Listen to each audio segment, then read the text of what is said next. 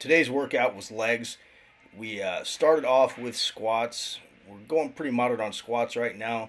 My adductors and back and everything tightened up while traveling. Did a hard squat workout and then traveled for about 8 days. So things tightened up. So now I'm in the process of kind of undoing that. On the squats, we're doing sets of 5. We're pausing the last rep, keeping the weight pretty moderate.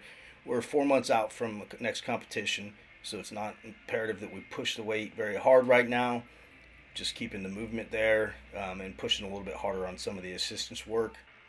Today was also the first day that I put a belt back on.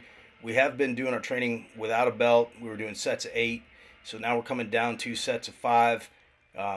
Putting the belt back on in part just to protect my back while I'm getting things loosened up. And we're going to start probably using it again as we get heavier. We're going to cut back on the volume. After this cycle, we'll probably start building to some heavier sets.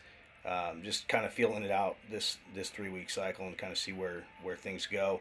Again, not urgent that we get a lot of weight on there at this time. After we finished squatting, we did hack squats. We did hack squats on the Icarian hack squat. Really well done piece, has a great feel to it. We can really hammer the legs on here, and it's keeping pressure off the back for the most part. So we came in, did a couple warm-up sets of 8. Then we got to our top set, our working set. We did that tempo. The tempo we were using was a 4-second eccentric. So we come down, lower over 4 seconds, and then up, and then 4 seconds down. This really ups the difficulty of the exercise. Great for building the strength, good for hypertrophy. So it's doing a lot of things that hopefully will translate into the squat when it's time to get back to squatting harder. If we're squatting hard, we're not going to probably push the assistance as hard as we're going to push right now. But for right now, we just keep the squat movement there by doing squats and then push our strength and try and get our growth out of the assistance exercise. In this case, the exercise being the hack squat. After we got done with the hack squats, we went to the leg extension. We're using the flex center-driven leg extension. Great piece. On here, I'm just doing this to kind of hypertrophy the quads, get a little extra work on them.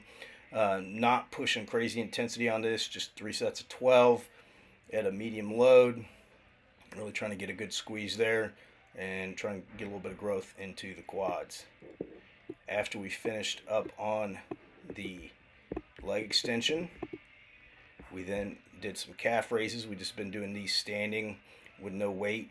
We've got some great calf machines sitting in the garage that I need to move into the gym. Probably the primary one's going to be the Gibson 45-degree donkey squat, or donkey calf raise. After we finished up the calf raises, we went to the reverse hyper.